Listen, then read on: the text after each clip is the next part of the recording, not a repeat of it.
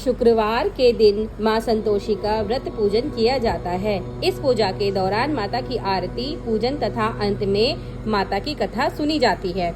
आइए जाने शुक्रवार के दिन की जाने वाली संतोषी माता व्रत कथा। बोलो संतोषी मैया की जय। संतोषी माता की व्रत कथा इस प्रकार है। एक बुढ़िया थी, उसके 7 बेटे थे। 6 कमाने वाले थे जबकि एक निकम्मा था। बुढ़िया 6 बेटों की रसोई बनाती, भोजन कराती और उनसे जो कुछ झूठन बचती वो 7वीं को दे देती। एक दिन वह अपनी पत्नी से बोला, देखो मेरी माँ को मुझ पर कितना प्रेम है। वह बोली, क्यों नहीं, सबका झूठा जो तुमको खिलाती है। वह बोला, ऐसा नहीं हो सकता, मैं जब तक आंखों से न देख लूं मान नहीं सकता। बहू हंसकर बोली, देख लोगे तो मानोगे ना। कुछ दिन बाद त्योहार आया। घर में 7 प्रकार के भोजन और चूरमे के लड्डू बने। वह जांचने को सिर दुखने का बहाना कर पतला वस्त्र सिर पर ओढ़े रसोई घर में सो गया। वह कपड़े में से सब देखता रहा। 6 भाई भोजन करने आए। उसने देखा माँ ने उनके लिए सुंदर आसन बिछा, नाना प्रकार की रसोई परोसी और आग्रह करके उन्हें जमाया। वह देखता रहा। 6 भोजन करके उठे तब माँ ने उनकी जूठन थालियों में से लड्डुओं के टुकड़े उठाकर एक लड्डू बना दिया। जूठन साफ कर बुढ़िया माँ ने उसे पुकारा, बेटा 6 भाइयों ने तो भोजन कर लिया है, चल अब तू ही बाकी है, तू भी जीम ले। वह कहने लगा, माँ मुझे भोजन नहीं करना, मैं अब परदेश जा रहा हूँ। माँ ने कहा, कल जाता जा, तू आज ही चला जा। वह बोला, हाँ आज ही जा रहा हूँ और अभी जा रहा हूँ। यह कहकर वह घर से निकल गया। 7वें बेटे का परदेश जाना। चलते समय पत्नी की याद आ गई। वह गौशाला में उपले थाप रही थी। वहां जाकर बोला, हम जावे परदेश आवेंगे कुछ काल, तुम रहियो संतोष से धर्म आपनो पाल। वह बोली, जाओ पिया आनंद से हमारो सोच हटाए, राम भरोसे हम रहे ईश्वर तुम्हें सहाय। 2 निशानी आपन देख धरू मैं धीर, सुधी मती हमारी बिसारियो रखियो मन गंभीर। वह बोला, मेरे पास तो कुछ भी नहीं, यह अंगूठी है सो ले ले और अपनी कुछ निशानी मुझे दे दे। वह बोली, मेरे पास क्या है, यह गोबर भरा हाथ। यह कहकर उसकी पीठ पर एक गोबर के हाथ की थाप मार दी। वह चल दिया। चलते चलते दूर देश पहुंचा।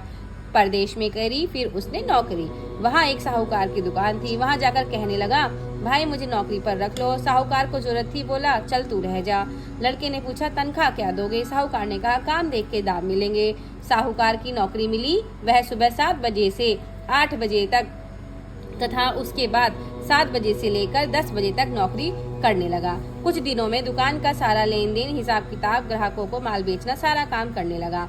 साहूकार के साथ 8 नौकर थे। वे सब चक्कर खाने लगे। यह तो बहुत ही होशियार बन गया। सेठ ने भी काम देखा और 3 महीने में ही उसे आधे मुनाफे का हिस्सेदार बना दिया। वह कुछ वर्ष में ही नामी सेठ बन गया और मालिक सारा कारोबार उस पर छोड़कर चला गया। पति की अनुपस्थिति में सास का अत्याचार। इधर उसकी पत्नी को सास ससुर दुख देने लगे। सारी गृहस्थी का काम करा के उसे लकड़ी लेने जंगल में भेजते। इस बीच घर के आटे से जो भूसी निकलती उसकी रोटी बनाकर रख दी जाती और फूटे नारियल की नारेली में पानी। एक दिन वह लकड़ी लेने जा रही थी। रास्ते में बहुत सी स्त्रियां संतोषी माता का व्रत करती दिखाई दी। संतोषी माता का व्रत। वह वहां खड़ी होकर कथा सुनने लगी और पूछा, बहनों तुम किस देवता का व्रत करती हो और उसके करने से क्या फल मिलता है? यदि तुम इस व्रत का विधान मुझे समझा कर कहोगे तो मैं तुम्हारा बड़ा एहसान मानूंगी। तब उनमें से एक स्त्री बोली, सुनो, यह संतोषी माता का व्रत है। इसके करने से निर्धनता, दरिद्रता का नाश होता है और जो कुछ मन में कामना हो वह सब संतोषी माता की कृपा से पूरी होती है। तब उसने उस व्रत की विधि पूछी।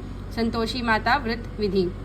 वह भक्तिनी बोली, 1.25 आने का गुड़ चना लेना, इच्छा हो तो 5.25 आने का ले लेना, 1.25 रुपए ले लेना, जो भी सहूलियत लगे वह ले लेना। बिना परेशानी और श्रद्धा व प्रेम से जितना भी बन पड़े सवाया लेना। प्रत्येक शुक्रवार को निराहार रहकर कथा सुनना, इसके बीच क्रम न टूटे, लगातार नियम पालन करना। सुनने वाला कोई न मिले तो घी का दीपक जला उसके आगे या जल के पात्र के सामने रखकर कथा कहना। जब कार्य सिद्ध न हो नियम का पालन करना और कार्य सिद्ध हो जाने पर व्रत का उद्यापन करना। 3 मास में माता फल पूरा करती है। यदि किसी के ग्रह खोटे भी हों तो भी माता वर्ष भर में कार्य सिद्ध करती है।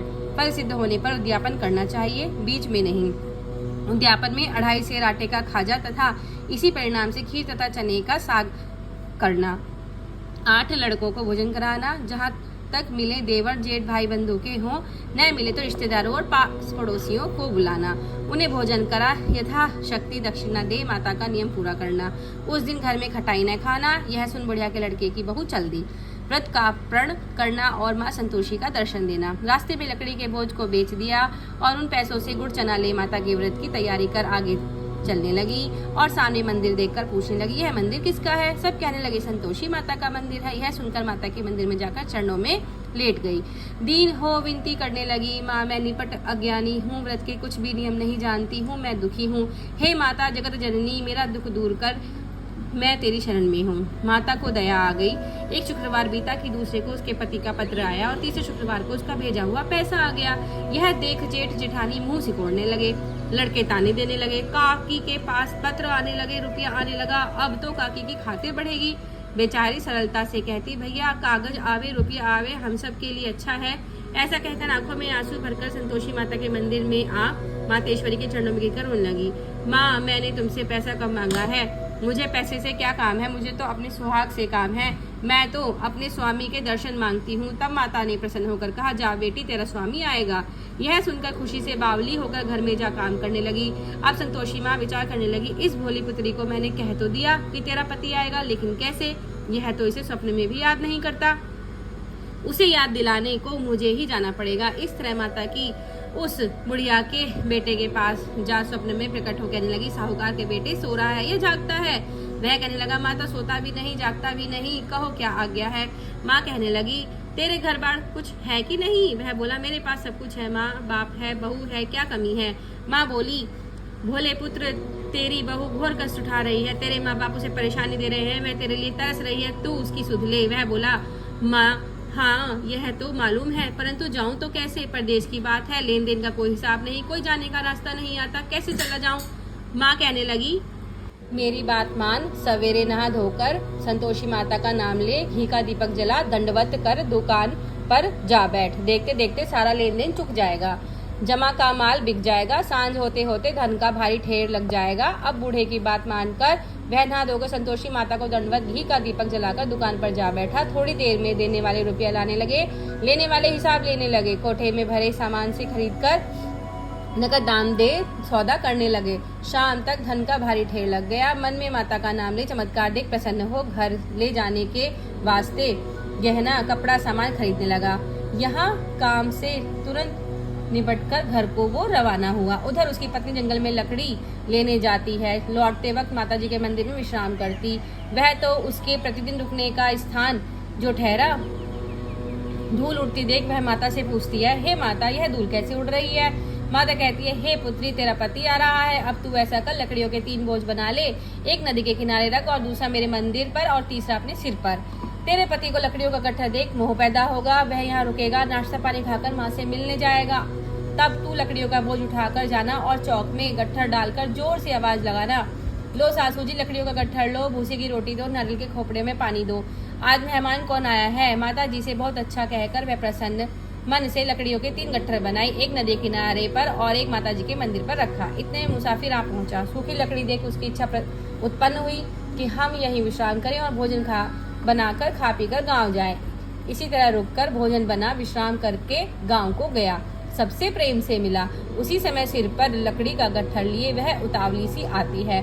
लकड़ियों का भारी बोझ आंगन में डालकर जोर से 3 आवाजें देती है, लो सासू जी लकड़ियों का गट्ठर लो, भूसी की रोटी दो, आज मेहमान कौन आया है? यह सुनकर उसकी साथ बाहर आकर अपने दिए हुए कष्टों को भुलाने हेतु कहती है, बहू ऐसा क्यों कहती है? तेरा मालिक ही तो आया है, आ बैठ मीठा भात खा, भोजन कर, कपड़े गहने पहन।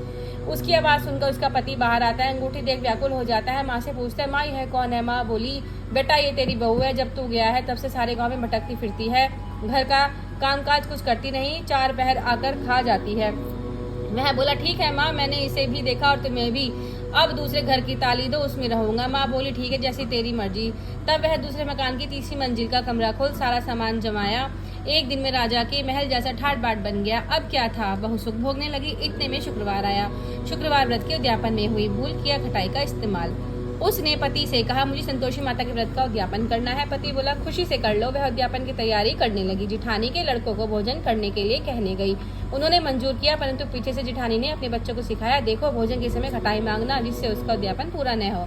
लड़के जमीना जीमने आए, खीर खाना पेट भर खाया, परंतु बाद में खाते ही कहने लगे हमें तो खटाई दो, खीर खाना हमको नहीं भाता, देख कर अरुचि होती है। वह कहने लगी भाई खटाई किसी को नहीं दी जाएगी, यह तो संतोषी माता का प्रसाद है। लड़के उठ खड़े हुए, बोले पैसा लाओ। भोली बहू कुछ जानती नहीं थी, उन्हें पैसे दे दिए। लड़के उसी समय हट करके इमली खटाई ले खाने लगे। यह देखकर बहू पर माताजी ने कोप किया। राजा के दूत उसके पति को पकड़कर ले गए। जेठ जेठानी मन माने वचन कहने लगे, लूट लूट कर धन इकट्ठा कर लिया है, अब सब मालूम पड़ जाएगा जब जेल की मार खाएगा। बहू से यह सहन नहीं हुआ। माँ संतोषी से मांगी माफी। रोती हुई माता जी के मंदिर गई, कहने लगी हे माता तुमने क्या किया? हंसाकर अब भक्तों को रुलाने लगी।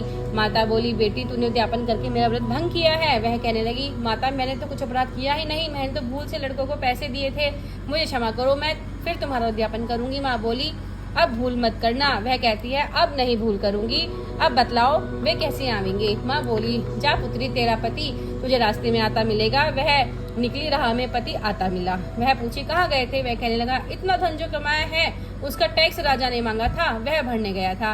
वह प्रसन्न हो बोली भला हुआ, अब घर को चलो। कुछ दिन बाद फिर शुक्रवार आया, फिर किया व्रत का उद्यापन। वह बोली मुझे फिर माता का उद्यापन करना है। पति ने कहा करो।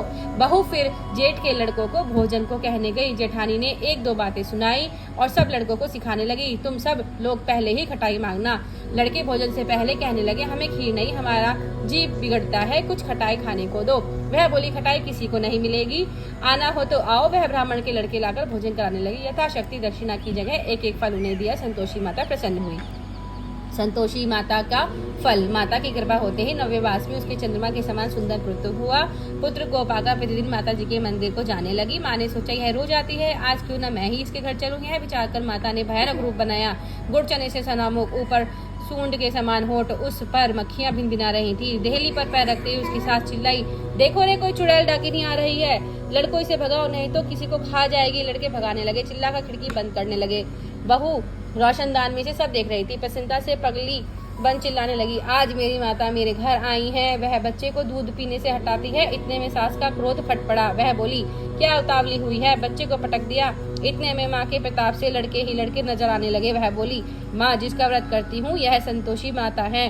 सब ने माता जी के चरण पकड़ लिए और विनती कर कहने लगे हे माता हम मूर्ख हैं, अज्ञानी हैं, तुम्हारे व्रत की विधि हम नहीं जानते, व्रत भंग कर हमने बड़ा अपराध किया है। जग माता आप हमारा अपराध क्षमा करो। इस प्रकार माता प्रसन्न हुई।